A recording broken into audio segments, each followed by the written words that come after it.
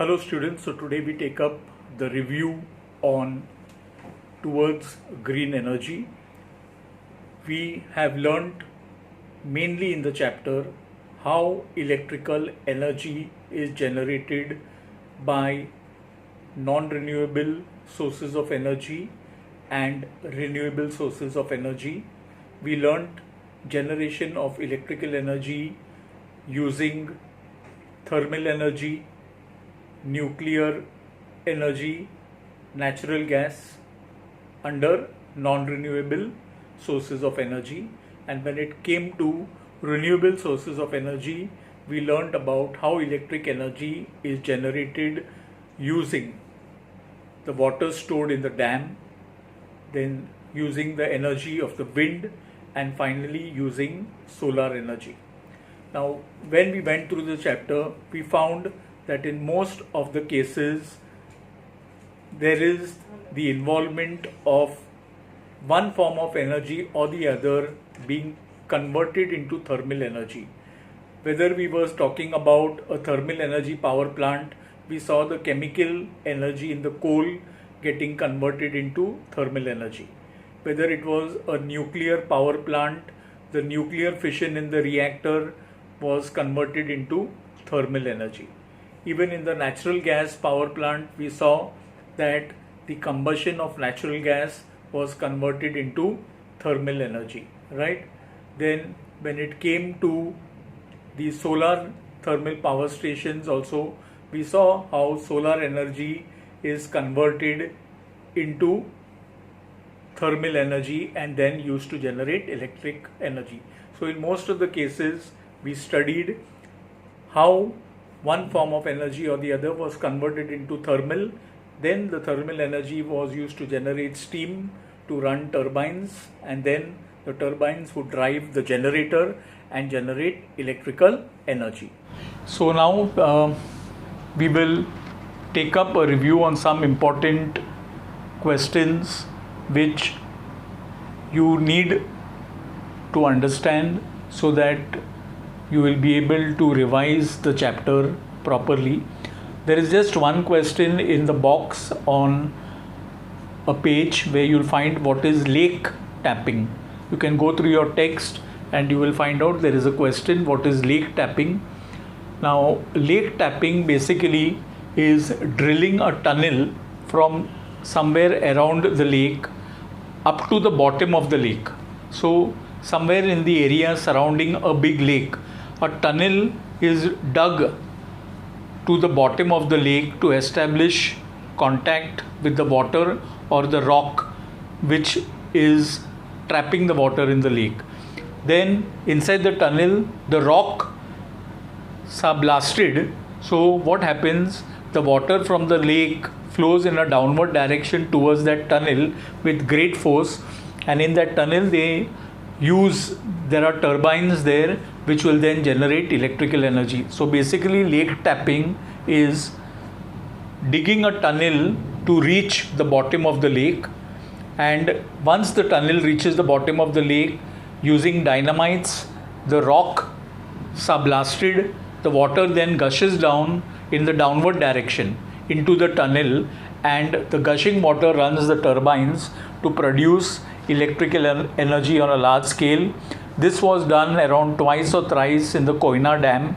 That is, they were tapping the Koyna Dam by digging tunnels. First it was done, the lake level was around 642 meters. It then came down to 630 meters. Now what they do is, whenever there is a need for extra generation of electrical energy, so at different places the tunnels are tapped. See, anyway, during the rainwater replenishes the water that is drawn out from the lake, right? So whenever water in the lake is in excess, they dig tunnels surrounding the lake so that the level of the lake water comes down, at the same time not threatening the dam, and the water that is coming out from the tunnels also can be used to generate electrical energy. So that is lake tapping. Lake tapping is done mainly to generate electric energy by drawing out the excess water that is stored in a lake, right? so by digging tunnels. So that's the main purpose of lake tapping. Now there are some questions which we need to be which we will be discussing. There are some questions, particularly I will take up the fourth B question we will have now, right? Which types of power generation involve maximum steps of energy conversion, and in which power generation is it minimum? So the question that they are asking you is, in which types of power generation are maximum steps of energy conversion involved, and in which type of power generation is the minimum step involved? The minimum step one is very easy. You saw the other day, solar energy is directly converted into electrical energy, just a single step. Sun rays fall on the solar cells, and the solar cells directly convert solar energy into electrical energy. Whether it's a solar power plant, not the thermal power plant. The thermal power plant again involves a lot of steps. We are talking about a solar panel and a solar array, where directly you can get electrical energy from solar energy. So that's only one step. So the answer to the process in which the process of power generation in which the number of steps is minimum is solar energy getting directly converted into electrical energy by using solar cells, solar panels and solar arrays. And which types of power generation involve maximum number of steps? Now the maximum number of steps are which types of power, right? So thermal energy power, thermal energy based power generation. We saw which are the thermal energy based power generations. They all involve around minimum 5 steps. The first thermal energy power generation process that we saw was the chemical energy in coal getting converted into thermal energy. The thermal energy is used to heat the steam. So the kinetic energy, thermal energy gets converted into kinetic energy of the steam. The kinetic energy of the steam is used to run the turbine. So the kinetic energy of the steam gets converted into the kinetic energy of the turbine. Then the turbine is used to run the generator to generate electrical energy. So there are around 5 steps. First, chemical energy in coal is converted into thermal energy. Then thermal energy gets converted into kinetic energy of the steam. Kinetic energy of the steam gets converted into the kinetic energy of the turbine. Then finally, the turbine is used to run the generator, which generates electrical energy. So this is maximum number of steps are found in thermal energy based power plants. Even in the nuclear energy based power plants, you will find more steps. I repeat, in the nuclear energy, what happens by nuclear fission? So nuclear energy gets converted into thermal energy during nuclear fission, right? So nuclear energy gets converted into thermal energy. Thermal energy gets converted into kinetic energy of steam. Kinetic energy of steam is used to run the turbine. That means kinetic energy of steam gets converted into kinetic energy of turbine. Kinetic energy of turbine drives the generator, which then produces electrical energy. So these are the power generation processes involving maximum steps, and the power generation process involving minimum step is solar energy directly into electrical energy. So this answers your question number 4. I'll take up the other question. The other questions are, students, this session is being done specially for you in order to help you to answer some of the questions whose answers you may not find. So when you want to go back and do your assignment, you can play or replay this video once again so that and hear me answering the questions and then write down the answers. So please remember, this is an attempt by us to help you to do your work regularly, and I'm sure you will appreciate our efforts and you will go all out and do your best, right? 1 minute. We will go to the next question now. The next question, students, is on page 60, that is 6.A, right? So 6.A, I will read out the question. Explain the difference between conventional and non-conventional sources of energy.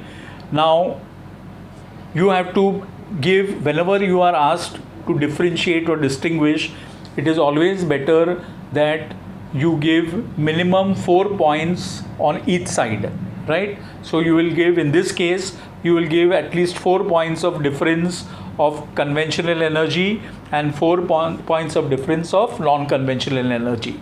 So we will use 4 points to get our answer. So please listen to the answer. The question is, explain the difference between conventional energy and non-conventional energy, right? So we'll go to the solution directly. So you prepare it in a tabular form, right? And you can prepare 3 columns. One, you can write the serial number, the other you will write conventional energy sources, and the other you will write non-conventional energy sources.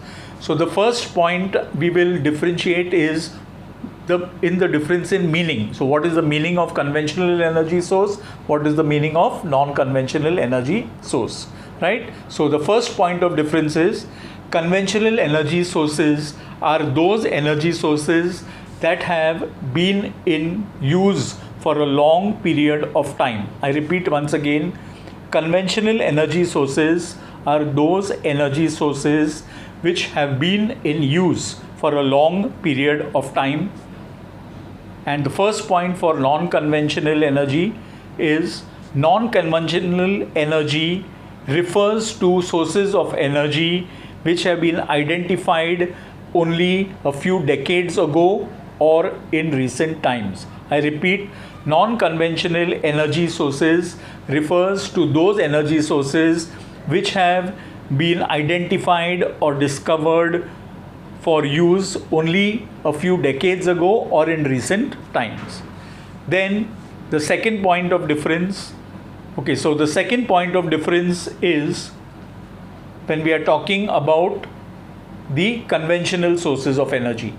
Conventional sources of energy normally use non-renewable sources of energy which can get exhausted due to overconsumption. I hope you understand the point. They are saying that conventional sources of energy make use of non-renewable resources, right? Or conventional energy sources are normally non-renewable sources of energy which can get exhausted very fast due to their overconsumption, right? They can get over very fast because they are being used at a very fast rate. On the other hand, non-conventional energy sources are normally renewable energy sources which can be regenerated very quickly within a short period of time.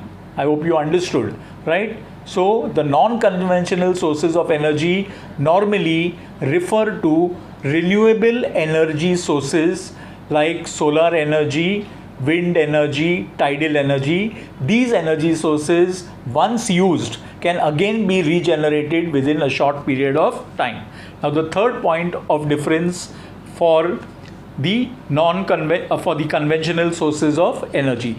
So under conventional sources of energy, you will write that conventional sources of energy are normally polluting sources of energy, right? They are used on a large scale and they cause environmental pollution and health hazards. So the third point of difference I'm making is that the conventional sources of energy are used on a large scale and they pollute the environment on a large scale, causing global warming, whereas the non-conventional sources of energy are eco-friendly, environment-friendly, and they do not cause pollution. So students, I'm repeating the third point of difference between conventional sources of energy and non-conventional sources of energy. Conventional sources of energy, they pollute the environment on a large scale and lead to global warming, whereas non-conventional sources of energy, they do not pollute the environment, they are environment friendly and they do not cause pollution. Then The fourth point of difference between the conventional energy sources and non-conventional energy sources are conventional energy sources are normally used both for industrial and commercial purposes. So normally you have burning of coal in factories, industries to generate thermal energy for metallurgical processes, etc. So conventional energy sources are normally used in industrial and commercial processes, whereas non-conventional energy like solar energy, etc., wind energy, they are used mainly on a small scale for domestic purposes. Then the next point of difference would be with respect to the cost factor. Conventional energy sources are costly, and non-conventional sources like wind energy, of course tidal energy, they are cheaper. Solar energy initially is costly, but in the long run it turns out to be economical, right? So examples of conventional sources of energy would be wood, coal, natural gas, etc. And examples of non-conventional energy sources would be solar energy, wind energy, tidal energy. These are examples of the non-conventional energy sources. So students, I have brought out the difference between conventional energy sources and the non-conventional energy sources. We will take up the next question now. So your next question is the question 6b. Explain the difference between thermal electricity generation and solar electricity generation. Now students, I will state the point only once. If you do not catch it while listening to the video, please rewind the video and listen to the answer very carefully so that you'll be able to write it down, right? Because repeating now will be time consuming. So pay attention, and whenever you want to answer your questions, take a notebook in your hand, and with the help of the video you can answer these questions whose answers otherwise you would not have found, right? So the question I am dealing with is 6b, that is, explain the difference between thermal electricity generation and solar thermal electricity generation. So again you prepare 3 columns, the serial number, then first you write thermal energy and then you write solar thermal electricity generation. So let us take the first point of difference. The first difference, first I will be mentioning about thermal electricity generation, and then I will mention about the next solar thermal energy generation. So the first point of difference is thermal energy generation uses non-renewable sources of energy for generation, such as fossil fuels, natural gas and nuclear fuels, whereas solar thermal electricity generation uses renewable source of energy. All of you know that solar energy is a renewable source of energy. So solar thermal electricity generation uses the renewable source, that is solar energy, for generation of electricity. Then thermal electricity generation is not environment friendly because it causes air pollution, whereas solar electricity generation, solar thermal electricity generation is environmental friendly as it does not cause pollution. Then the thermal electricity generation process requires a lot of maintenance and it is costly, but the solar energy electrical generation does not require much maintenance, right? So we have got 3 points of difference. If you could manage to find a 4th point, well and good. Otherwise, I think these 3 points should well suffice your answer, right? So we go on to the next one now. After that, we have the 9A question. Now the 9th A question deals with how can we get the required amount of energy by connecting solar panels. I repeat the question, students, once again. Please listen to the question very clearly. How can we get the required amount of energy by connecting solar panels? Right? Now, first we'll have to say, how do we build up the solar panels? Many identical solar cells are connected together to form solar panels. Point number one. Point number two, many such solar panels are connected in series to form a solar string to give the required amount of voltage. And many identical solar strings are then connected in parallel to give the required amount of current.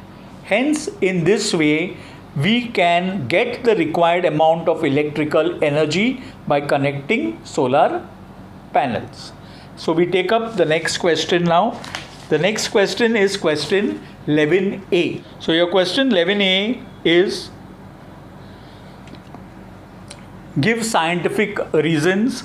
The construction of turbine is different for different types of power plants. What is the give reason? The construction of turbines is different for different types of power plants. Right? A steam turbine would be different, a gas turbine would be different. So let's look at the answer. The construction of turbine is different for different power plants. This depends on the type of energy source used for driving the turbine. Like in a thermal power plant, you have a steam turbine, whereas in a natural gas power plant, you have a gas turbine, and in a hydro power plant, you use a water turbine. See, where steam is involved, then the design of the turbine is going to be different. Where gas is involved to drive the turbine, the design of the turbine will be different.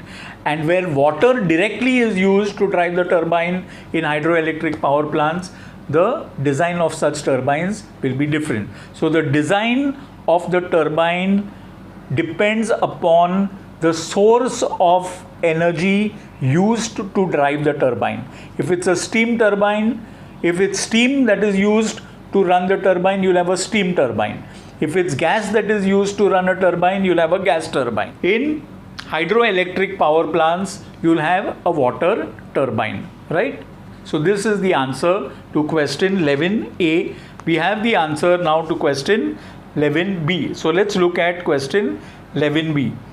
It is absolutely necessary to control the fission reaction in a nuclear reactor. You remember that when we were discussing production of or generation of electric energy using a nuclear reactor, we saw that nuclear reactors can cause accidents, can occur in nuclear reactors if the chain reaction is not controlled. In a fission reaction, you know, a lot of neutrons are liberated, and these neutrons can go on striking adjacent uranium atoms, generating a lot of heat energy. So it is very essential that in a reactor you have to insert some absorber like cadmium and boron rods. They are inserted in the reactor automatically so that neutrons liberated in fission reaction are absorbed and only a few neutrons are left to carry on the chain reaction. So this process of nuclear fission, wherein the number of neutrons are controlled by using cadmium or boron rods, is called a controlled chain reaction. And if the reaction is a controlled chain reaction, then no accidents will take place in the process of nuclear fission. But if the chain reaction is an uncontrolled one, then tremendous amount of heat energy may be liberated, leading to a blast. So let's look at the answer. I repeat the question. It is absolutely necessary to control the fission reaction in a nuclear power plant.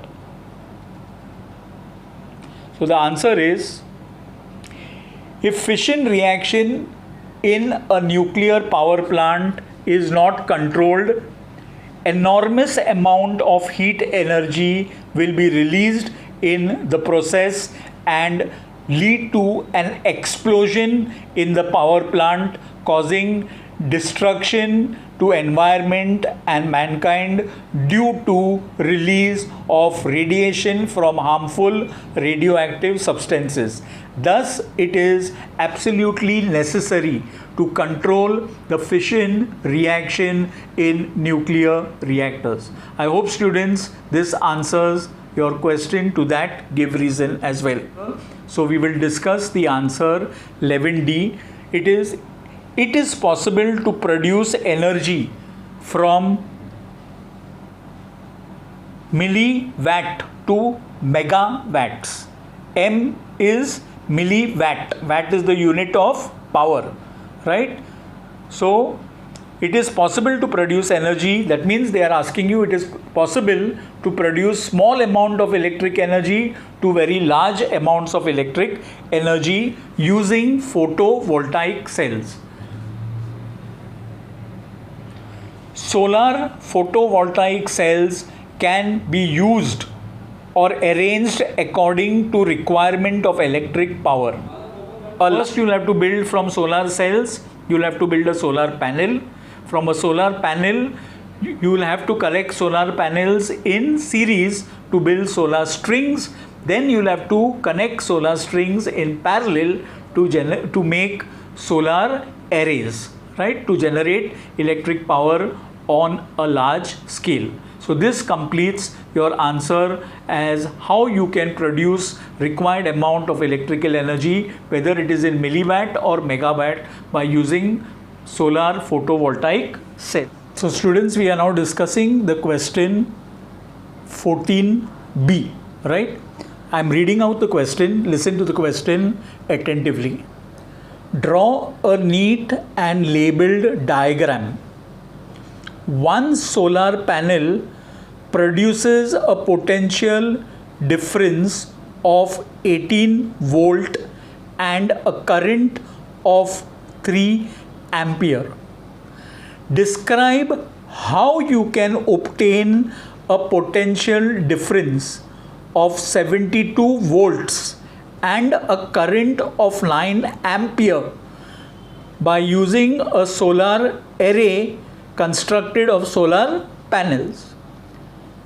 For solar panels, you can use the sign of a cell or a battery. All of you last year saw what is the sign of a cell or a battery. So instead of drawing solar panels, we will draw the symbol, we'll use the symbol of a battery or a cell to show the solar panel. So let us see how we can arrive at the answer. I hope you got the question. It's very important for you to first understand the question. They have told you that we want to produce a total potential difference of 72 volts and a current of 9 amperes from an arrangement. So what should that arrangement be? Given, so the situation is like this. You are given a solar panel. You are given a number of solar panels. And each solar panel is generating a potential difference of 18 volt. Like the one you saw with the 36 solar cells combined in series, right? That's a solar panel. So you are given a number of solar panels. You are told that use these solar panels to generate a potential difference of 72 volts and a current of 9 ampere. Now, how will you connect these solar panels? How will you arrange them so that you achieve your objective of getting a total potential difference of 72 volts and the total current output of 9 amperes? That is how we will right now see. So have a look, students, go through it. Even after that you have a doubt, you ask me. But please look carefully at how we arrive at the answer, right? So here students we are. So I told you that It is mentioned in the question that you can use, this is the symbol of a solar panel, right? This is the symbol of a solar panel. So you have studied in your classes last year the symbol for a cell or a battery. So two small parallel lines, this is plus, this is minus, right? So this is what is being used to show the solar panel. Am I right now? So how do we connect? We are given a certain number of solar panels. We are told you connect them in a manner that you should get a total potential difference of 72 volts and a current of 9 amperes. Now you saw during our explanation that when solar cells are connected in series and when solar cells are connected in parallel, what is the effect on voltage and what is the effect? Voltage means potential difference. So what is going to be the effect on potential difference and what is going to be the effect on the current? So you saw that how solar cells, they were connected in series, what they produced an effect on potential difference and what effect they had on current. Now similarly we are going to extend that to the panels. See here, this is a series arrangement. So this is a panel, this is one panel, so like that you have 4 panels connected. Can you see this? 4 panels are connected in series over here. Similarly 4 panels are connected in series over here. 4 panels are connected in series over here. Each one is a panel. Each one of these are all panels, right? So what we do is, to get a potential difference, you have a panel which is giving you a potential difference of 18 volts. So if you want 72 volts, applying simple logic, you will have to connect the panels in series, because you know that in a series arrangement, the potential difference is the sum of the potential differences when the panels will be connected in series, right? So in order to get a total potential difference of 72 volts, you will connect 4 panels here in series. Can you see? All these are connected in series. So here also you get 72 volts, here also 72 volts. In each of these branches there is 72 volts, right? And so let us come to the basic explanation. When you connect components in series, then the total potential difference will add up. That is 18 plus 18 plus 18 plus 18, that will be 72 volts, right? And the current will remain the same. I told you that in a series arrangement, the current remains the same in a series, but the potential difference adds up. So here the current is 3 amperes and the potential difference in this branch is 72 volts. Now when you connect, these are solar string. This is one solar string, this is a second solar string, and this is a third solar string. What are solar strings? When solar panels are connected in series, you get a solar string. So what we have done is, we have connected these 3 solar strings in parallel. Can you see? They are all connected in parallel now. So in a parallel arrangement, you know what happens? The potential difference will remain the same. So the potential difference in this branch is 72, this branch is 72, this it is 72, and across the entire branch it is going to remain the same. 18 into 4 means there are 4 panels. So in a parallel arrangement, the potential difference remains the same, but the current in each branch will add up. So this 3 amperes will add up to this 3 amperes and this 3 ampere. So you will get a total current of 9 amperes. That means if you have to get if you want an arrangement where the total potential difference is 72 volts and the current is 9 amperes, you have to first make a solar string of 4 solar panels, right? So you'll have to arrange 4 solar panels in series. Like that you'll have to get 3 sets of solar strings. So 3 solar strings, each containing 4 panels and each giving you a potential difference of 72 volts. So when they are arranged in parallel, the total potential difference will be 72 only, it will not add up. But the current produced in each branch, in this branch the current is 3 amperes, you know that in a series combination each of them are producing 3 amperes, but in series they don't add up. So the current in this branch is 3 amperes, in this branch it is 3 amperes, in this branch it is 3 amperes. When they are connected now in parallel, these 3, 3 and 3 will add up to give you 9 amperes. So this is how, students, you arrive at the answer of that question, right? So students, I hope you understood the explanation to that. You would not have found the answer, you would not have been able to do it. So all these answers basically, students, were discussed for you to assist you in understanding it. I hope you understood this last one. I have given you a problem. This can be treated as a high order thinking skill problem, right? What they have told you, that you have got a number of solar panels with you. You arrange them in whatever manner you want so that you get a total potential difference of 72 volts and you get a current of 9 amperes. And each solar panel that you are given is producing a potential difference, each solar panel is producing a potential difference of 18 volts and a current of 3 amperes.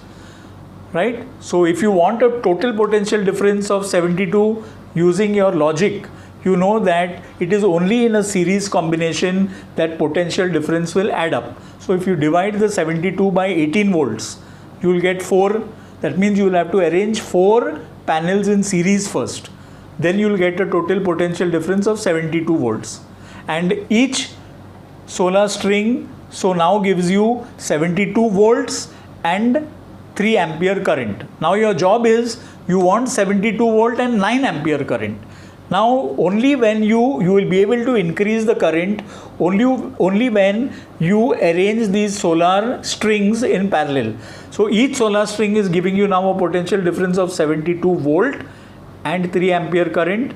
So you take 3 such solar strings and connect them in parallel, right? So when you connect them in parallel, then the current in each string will add up to give you 9 ampere, but the potential difference in a parallel arrangement does not increase or add up, it remains the same. So therefore the potential difference will remain 72, but the current will be 9 amperes. Students, I hope this session I have been able to solve and answer most of your doubts and questions. If you still have any doubts, I keep on telling you, please do not hesitate. Do not wait till the last moment, maybe in the month of December or January, when the board exam will be around the corner. Don't leave your doubts for then. Please address your doubts as and when you feel that you have to ask them immediately, so that nothing is left out. So students, complete your assignment. I have told you to complete the exercise questions of chapter number 4 and chapter number 5. So with this input being now given to you, I am sure you can revisit this video, you can pause, you can hear me, and you can get your answers to all the questions, right? Because these answers probably you would not have found.